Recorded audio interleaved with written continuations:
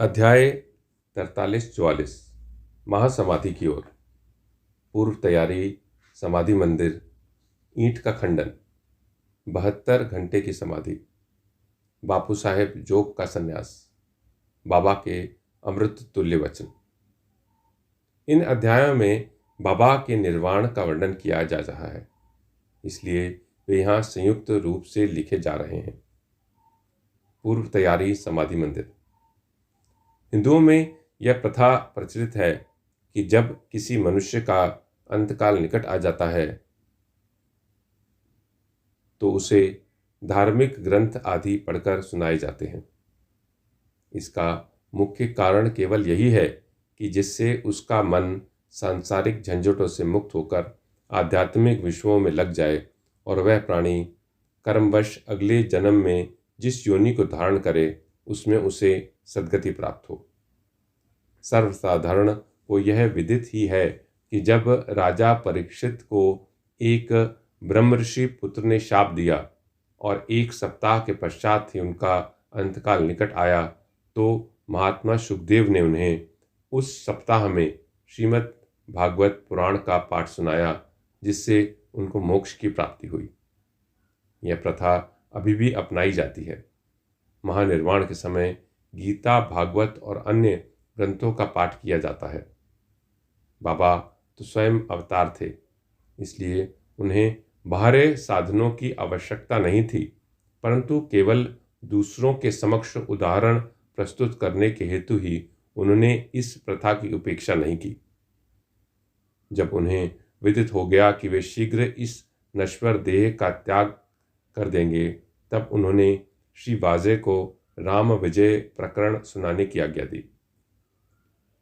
श्री राम वाजे ने 1 सप्ताह प्रतिदिन पाठ सुनाया। तत्पश्चात बाबा ने 8 प्रहर पाठ करने की आज्ञा दी। श्री वाजे ने उस अध्याय की द्वितीय आवृत्ति 3 दिन में पूर्ण कर दी और इस प्रकार 11 दिन बीत गए। फिर 3 दिन और उन्होंने पाठ किया। अब श्री वाजे बिल्कुल थक गए, इसलिए उन्हें विश्राम करने की आज्ञा हुई। बाबा अब बिल्कुल शांत बैठ गए और आत्मस्थिर होकर वे अंतिम क्षण की प्रतीक्षा करने लगे। 2-3 दिन पूर्व ही प्रातःकाल से बाबा ने भिक्षाटन करना स्थगित कर दिया और वे मस्जिद में ही बैठे रहे। वे अपने अंतिम क्षण के लिए पूर्ण सचेत थे, इसलिए वे अपने भक्तों को धैर्य तो बंधाते रहते, पर उन्होंने किसी को भी अपने महानिर्वाण का निश्चित समय प्रकट न किया। उन दिनों काका साहेब दीक्षित और श्रीमान बूटी बाबा के साथ मस्जिद में नित्य ही भोजन करते थे। महानिर्वाण के दिन आरती समाप्त होने के पश्चात बाबा ने उन लोगों को भी अपने निवास स्थान पर ही भोजन करके लौटने को कहा।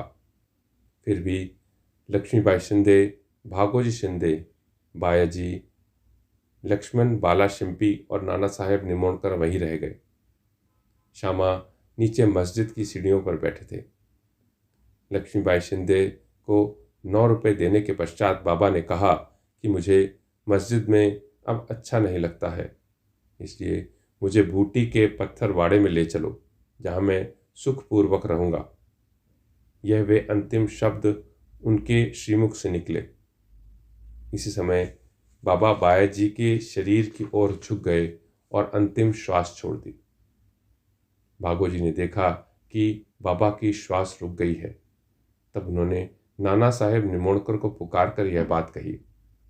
नाना साहब ने कुछ जल लाकर बाबा के श्रीमुख में डाला, जो बाहर लुढ़क गया। तभी उन्होंने जोर से आवाज लगाई, अरे देवा। तब बाबा ऐसे दिखाई पड़े जैसे उन्होंने धीरे से नेत्र खोलकर धीमे स्वर में ओह कहा हो, परंतु अब स्पष्ट विदित हो गया कि उन्होंने सचमुच ही पंचभूत शरीर त्याग दिया है। बाबा समाधिस्थ हो गए। यह हृदय विदारक दुसंवाद दवानल की भांति तुरंत ही चारों ओर फैल गया। शिरडी के सब नर नारी और बालकगण मस्जिद की ओर दौड़े। चारों ओर हाहाकार मच गया। सभी के हृदय पर वज्रपात हुआ। उनके हृदय विचलित होने लगे। कोई जोर जोर से चिल्ला कर रुदन करने लगा, कोई सड़कों पर लौटने लगा और बहुत से बेसुध होकर वहीं गिर पड़े। प्रत्येक की आंखों से झरझर आंसू गिर रहे थे। प्रलय काल के वातावरण में तांडव नृत्य का जैसे दृश्य उपस्थित हो जाता है, वही गति शिरडी के नर नारियों के रुदन से उपस्थित हो गई। उनके इस महान दुख में कौन आकर उन्हें धैर्य बंधा था, जबकि उन्होंने साक्षात सगुण परब्रह्म का सानिध्य खो दिया था। इस दुख का वर्णन भला कर ही कौन सकता है। अब कुछ भक्तों को साईं बाबा के वचन याद आने लगे। किसी ने कहा कि महाराज साईं बाबा ने अपने भक्तों से कहा था कि भविष्य में 8 वर्ष के बालक के रूप में मैं पुनः प्रकट होऊंगा। कृष्णावतार में भी चक्रपाणी भगवान विष्णु ने ऐसी ही लीला की थी। श्री कृष्ण माता देवकी के सामने 8 वर्ष के आयु वाले एक बालक के रूप में प्रकट हुए, जिनका दिव्य तेजोमय स्वरूप था और जिनके चारों हाथों में आयुध शंख चक्र गदा और पद्म सुशोभित थे। अपने उस अवतार में भगवान श्री कृष्ण ने भूभार हल्का किया था। साईं बाबा का यह अवतार अपने भक्तों के उत्थान के लिए हुआ था। संतों की कार्य प्रणाली अगम्य होती है। साईं बाबा का अपने भक्तों के साथ यह संपर्क केवल एक पीढ़ी का नहीं, बल्कि पिछले कई जन्मों का संपर्क है। ऐसा प्रतीत होता है कि इस प्रकार का प्रेम संबंध विकसित करके महाराज श्री साईं बाबा दौरे पर चले गए हैं और भक्तों को दृढ़ विश्वास ही है कि वे शीघ्र ही पुनः वापस आ जाएंगे। अब समस्या उत्पन्न हुई कि बाबा के शरीर की अंतिम क्रिया किस प्रकार की जाए। कुछ यवन लोग कहने लगे कि उनके शरीर को कब्रिस्तान में दफनाकर उसके ऊपर एक मकबरा बना देना चाहिए। कुशाल चंद्र और आमिर शक्कर की भी यही धारणा थी, परंतु ग्राम्य अधिकारी श्री रामचंद्र पाटिल ने दृढ़ और निश्चयात्मक स्वर में कहा कि तुम्हारा निर्णय मुझे मान्य नहीं है। शरीर को वाड़े के अतिरिक्त अन्यत्र कहीं भी नहीं रखा जाएगा। इस प्रकार लोगों में मतभेद उत्पन्न हो गया और यह वाद विवाद 36 घंटों तक चलता रहा। बुधवार के दिन प्रातःकाल बाबा ने लक्ष्मण मामा जोशी को स्वप्न दिया और उन्हें अपने हाथ से खींचते हुए कहा कि शीघ्र उठो, बापू साहेब समझता है कि मैं मृत हूँ, इसलिए वह तो आएगा नहीं। तुम पूजन और काकड़ आरती करो। लक्ष्मण मामा ग्राम के ज्योतिषी श्यामा के मामा तथा एक कर्मठ ब्राह्मण थे।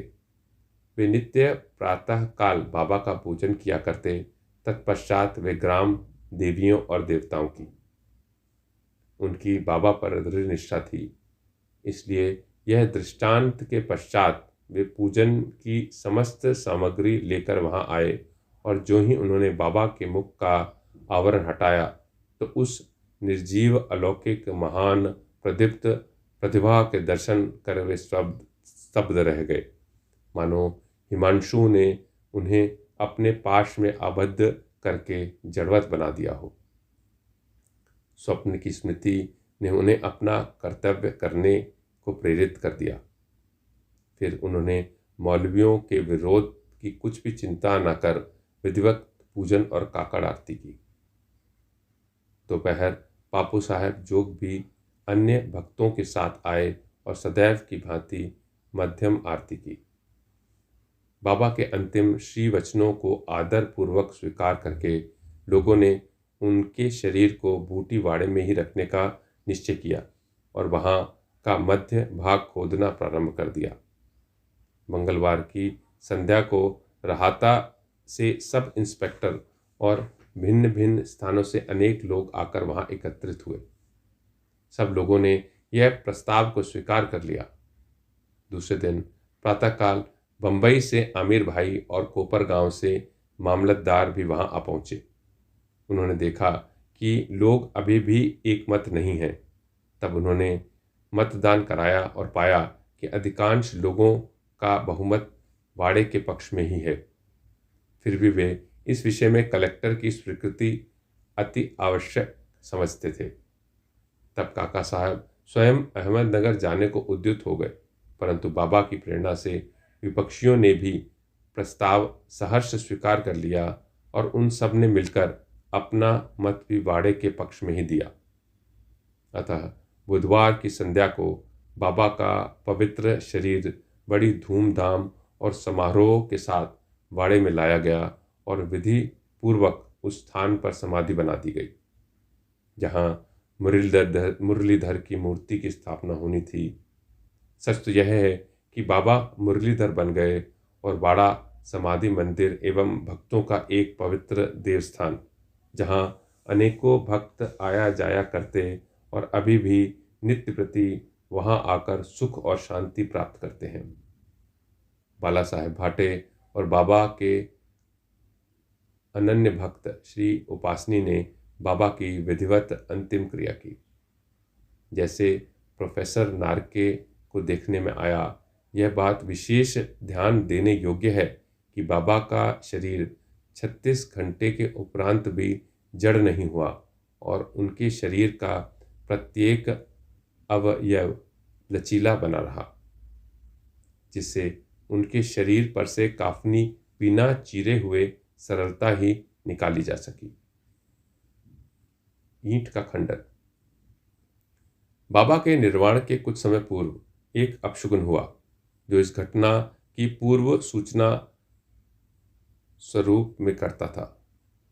मस्जिद में एक पुरानी ईंट थी जिस पर बाबा अपना हाथ टेक कर रखते थे। रात्रि के समय बाबा उस पर सिर रखकर शयन किया करते थे। यह अनेक वर्षों तक चला।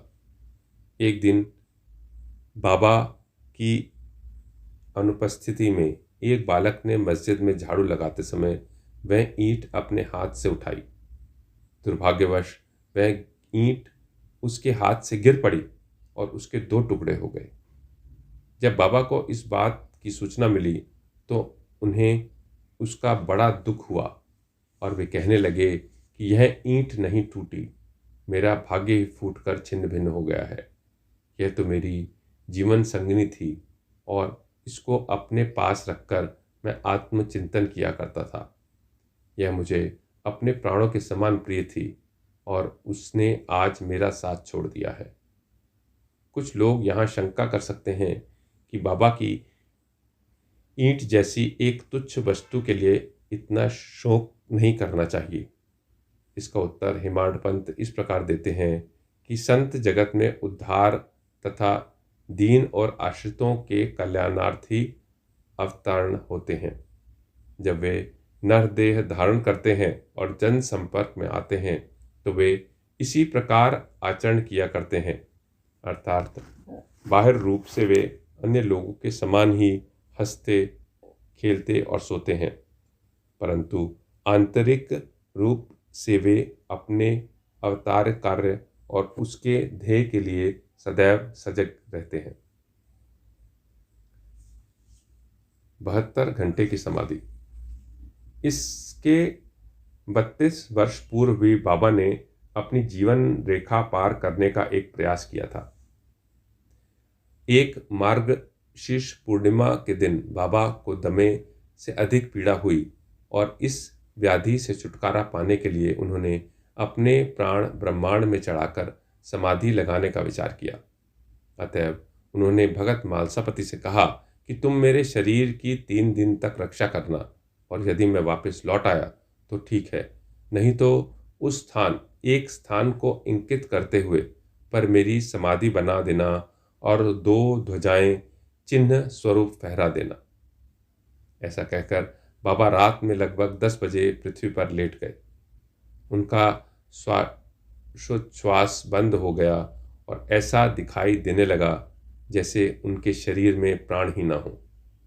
सभी लोग जिनमें ग्रामवासी भी थे वहां एकत्रित हुए और शरीर परीक्षण के पश्चात शरीर को उनके द्वारा बताए हुए स्थान पर समाधिस्थ कर देने का निश्चय करने लगे, परंतु भगत मालसापति ने उन्हें ऐसा करने से रोका और उनके शरीर को अपनी गोद में रखकर वे 3 दिन तक उनकी प्रतीक्षा करते रहे। 3 दिन व्यतीत होने पर रात को लगभग 3 बजे प्राण लौटने के चिन्ह दिखाई पड़ने लगे। श्वास पुनः चालू हो गया और उनके अंग प्रत्यंग हिलने डुलने लगे। उन्होंने नेत्र खोल दिए और करवट लेते हुए पुनः चेतना में आ गए। इस प्रसंग तथा अन्य प्रसंगों पर दृष्टिपात कर अब हम पाठकों पर छोड़ देते हैं कि वे इसका निश्चय करें कि क्या बाबा अन्य लोगों की भांति ही 3.5 हाथ लंबे एक देहधारी मानव थे, जिस देव को उन्होंने कुछ वर्षों तक धारण करने के पश्चात छोड़ दिया, या वे स्वयं आत्म ज्योति स्वरूप थे। पंच महाभूतों से शरीर निर्मित होने के कारण उसका नाश और अंत को तो सुनिश्चित है, परंतु जो सद वस्तु आत्मा अंतःकरण में है वही यथार्थ में सत्य है। उसका न रूप है, न अंग और न ही नाश। यही शुद्ध चैतन्य घन या ब्रह्म इंद्रियों और मन पर शासन और नियंत्रण रखने वाला है। जो तत्व है वही साईं है, जो संसार के समस्त प्राणियों में विद्यमान है और जो सर्वव्यापी है। अपना अवतार कार्य करने के लिए ही उन्होंने देह धारण किया था और वह कार्य पूर्ण होने पर उन्होंने उसे त्याग कर पुनः शाश्वत और अनंत स्वरूप धारण कर लिया। श्री दत्तात्रेय के पूर्ण अवतार गाणगापुर के श्री नरसिंह सरस्वती के समान श्री साईं भी सदैव वर्तमान है। उनका निर्वाण तो एक औपचारिक सी बात है। वे जड़ और चेतन में व्याप्त हैं तथा सर्वभूतों के अंतःकरण के संचालक और नियंत्रण करता है। इसका अभी भी अनुभव किया जा सकता है और अनेकों के अनुभव में आ भी चुका है, जो अनन्य भाव से उनके शरणागत हो चुके हैं और जो पूर्ण अंतःकरण से उनके उपासक हैं। यद्यपि बाबा का स्वरूप अब देखने को नहीं मिल सकता, फिर भी यदि हम शिरडी जाएं तो हमें वहाँ उनका जीवित सदृश चित्र मस्जिद द्वारका माई को शोभायमान करते हुआ अब भी देखने में आएगा। यह चित्र बाबा के एक प्रसिद्ध भक्त कलाकार श्री श्यामराव जयकर ने बनाया था। एक कल्पनाशील और भक्त दर्शक को यह चित्र अभी भी बाबा के साक्षात दर्शन के समान ही संतोष और सुख पहुंचाता है। बाबा अब देह में स्थित नहीं हैं, परंतु वे सर्वभूतों में व्याप्त हैं और भक्तों का कल्याण पूर्ववत ही करते हैं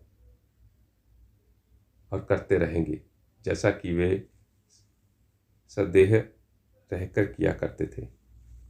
बाबा अमर हैं, चाहे वे नर देह धारण कर लें, जो भी एक आवरण मात्र है, परंतु वे तो स्वयं भगवान श्रीहरि हैं, जो समय समय पर भूतल पर अवतरण होते हैं। बापू साहेब जोग का संन्यास। जोग के संन्यास की चर्चा कर हेमाड पंत यह अध्याय समाप्त करते हैं। श्री सखाराम हरि उर्फ बापू साहेब जोग पुणे के प्रसिद्ध वरकरी विष्णु बुआ जोग के काका थे। वे लोक कल्याण विभाग PWD के में पर्यवेक्षक थे। सेवानिवृत्ति के पश्चात वे सपत्नीक शिरडी आकर रहने लगे। उनके कोई संतान न थी। पति और पत्नी दोनों की ही साईं चरणों में अटल श्रद्धा थी। वे दोनों उनकी पूजा और सेवा करने में ही अपने दिन व्यतीत किया करते थे। मेघा की मृत्यु के पश्चात बापू साहेब जोग ने बाबा की महासमाधि पर्यंत मस्जिद और चावड़ी में आरती की। उनको साठेवाड़ा में भी श्री ज्ञानेश्वर और श्री एकनाथी भागवत का वाचन तथा उसका भावार्थ श्रोताओं को समझाने का कार्य भी दिया गया था। इस प्रकार अनेक वर्षों तक सेवा करने के पश्चात उन्होंने एक बार बाबा से प्रार्थना की कि हे मेरे जीवन के एकमात्र आधार, आपकी पूजनीय चरणों का दर्शन कर समस्त प्राणियों को परम शांति व अनुभव होता है। मैं इन श्री चरणों की अनेक वर्षों से निरंतर सेवा कर रहा हूँ, परंतु क्या कारण है कि मैं उनकी शीतलता से वंचित हूँ। मेरे इस जीवन में कौन सा सुख है यदि मेरा चंचल मन शांत और स्थिर बनकर आपके श्री चरणों में लीन नहीं हो। क्या इतने वर्षों का मेरा संत समागम व्यर्थ ही जाएगा? मेरे जीवन में वह शुभ घड़ी कब आएगी जब आपकी कृपा दृष्टि मुझ पर होगी? भक्त की प्रार्थना सुनकर बाबा को दया आ गई। उन्होंने उत्तर दिया कि थोड़े ही दिनों में अब तुम्हारे अशुभ कर्म समाप्त हो जाएंगे तथा पाप और पुण्य जलकर शीघ्र ही भस्म हो जाएंगे। मैं तुम्हें उस दिन ही भाग्यशाली समझूंगा जिस दिन तुम ऐन्द्रियक विषयों को तुच्छ जानकर समस्त पदार्थों से विरक्त होकर पूर्ण अनन्य भाव से ईश्वर भक्ति कर संन्यास धारण कर लोगे। कुछ समय पश्चात बाबा के वचन सत्य सिद्ध हुए। उनकी स्त्री का देहांत हो जाने पर उनकी अन्य कोई जिम्मेदारी शेष न रही। वे अब स्वतंत्र हो गए और उन्होंने अपनी मृत्यु के पूर्व संन्यास धारण कर अपने जीवन का लक्ष्य प्राप्त कर लिया। बाबा के अमृत तुल्य वचन। दयानिधि कृपालु श्री साईं समर्थ ने मस्जिद द्वारकावाई में अनेक बार निम्नलिखित अमृत वचन कहे थे।